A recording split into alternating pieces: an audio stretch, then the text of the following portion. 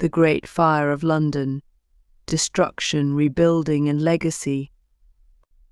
The Great Fire of London started early in the morning on Sunday, 2nd September 1666, and burned for 4 days until Thursday, 6th September 1666.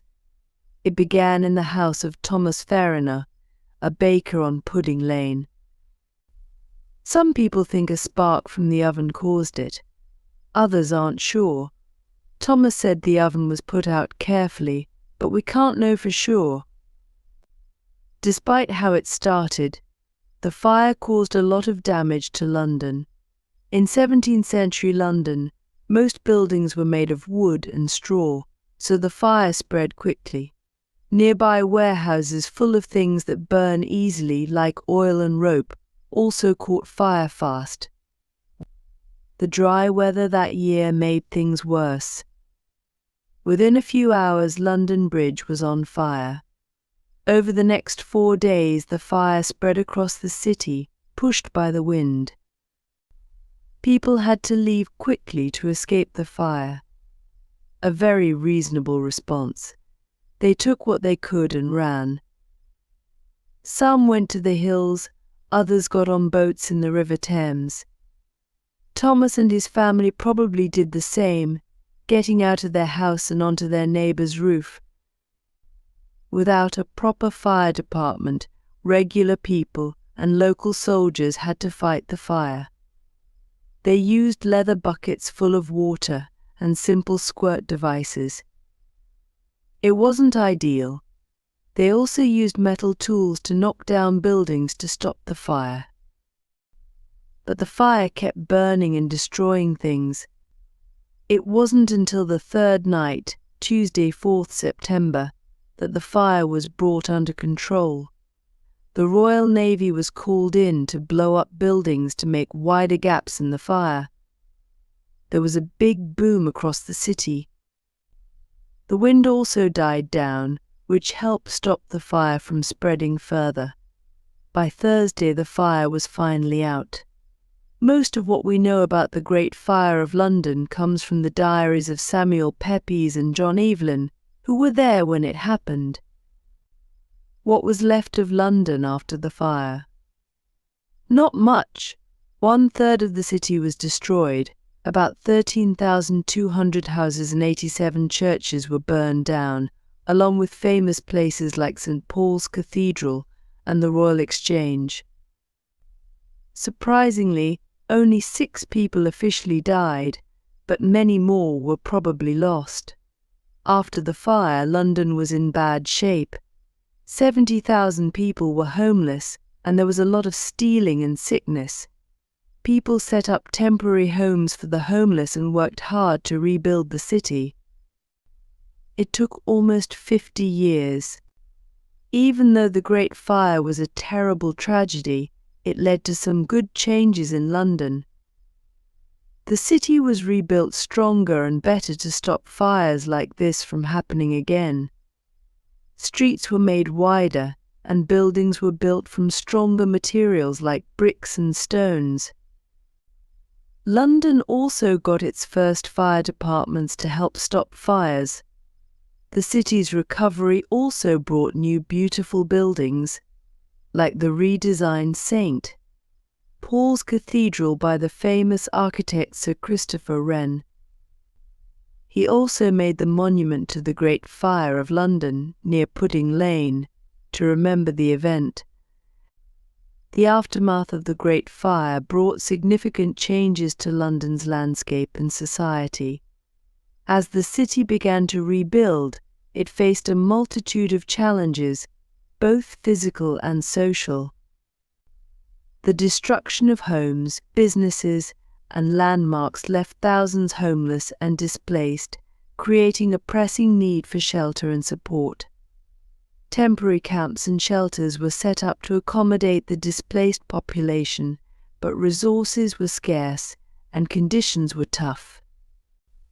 In addition to the immediate need for housing, the city also had to address the long-term implications of the fire.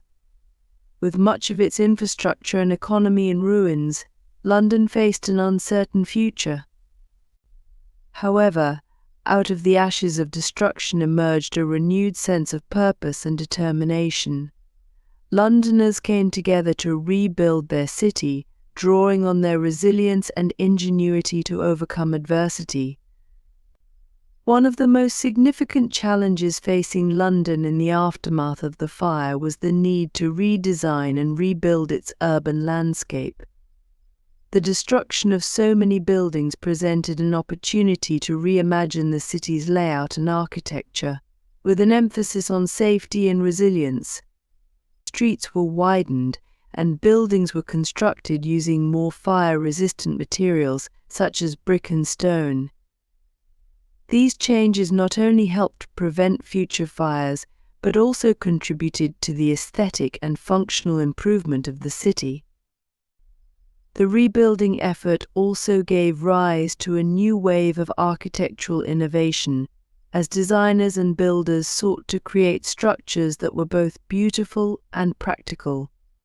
Sir Christopher Wren, whose designs would come to define the post-fire skyline of London, led the charge in this regard. His iconic churches, including the rebuilt St. Paul's Cathedral, became symbols of London's resilience and determination to rebuild. Wren's visionary designs, characterized by their grandeur and elegance, set the standard for post-fire architecture and helped shape the city's identity for centuries to come. In addition to the physical reconstruction of the city, the Great Fire also prompted changes in London's social and economic structure. The disaster laid bare the stark inequalities that existed within the city, as wealthier residents were better able to recover from the fire's devastation, while the poor struggled to rebuild their lives. Efforts to address these disparities led to the establishment of charitable organizations and social welfare programs aimed at providing assistance to those most in need. The Great Fire of London also had far-reaching consequences for England as a whole, influencing political, economic, and cultural developments in the years that followed. The fire prompted a re-evaluation of building codes and fire safety regulations, leading to the implementation of stricter standards to prevent future disasters. It also sparked a renewed interest in urban planning and architecture, as city officials and planners sought to create more resilient and sustainable cities. On a cultural level, the Great Fire of London inspired a wave of artistic and literary expression, as writers, poets, and artists sought to capture the magnitude of the disaster and its impact on society. The fire became a symbol of destruction and rebirth, a metaphor for the cycles of life and the resilience of the human spirit. Works of art and literature depicting the fire and its aftermath abound, serving as a testament to its enduring significance in the collective imagination.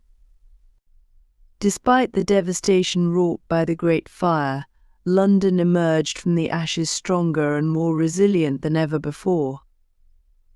The disaster served as a catalyst for change, prompting reforms and innovations that would shape the city's future trajectory. Today, the legacy of the Great Fire lives on as a reminder of the power of community, resilience, and hope in the face of adversity. As we reflect on the events of September 1666, we are reminded of the indomitable spirit of the people of London, who, in the darkest of times, came together to rebuild their city and forge a brighter future for generations to come. The Great Fire of London may have been a tragedy, but it was also a testament to the strength and resilience of the human spirit, an enduring legacy that continues to inspire us to this day. And so, as we commemorate the 350th anniversary of the Great Fire of London, let us honor the memory of those who perished, celebrate the resilience of those who survived, and reaffirm our commitment to building a future that is stronger, safer, and more inclusive for all. For out of the ashes of destruction may we rise, like the phoenix, to create a world filled with hope, compassion, and possibility.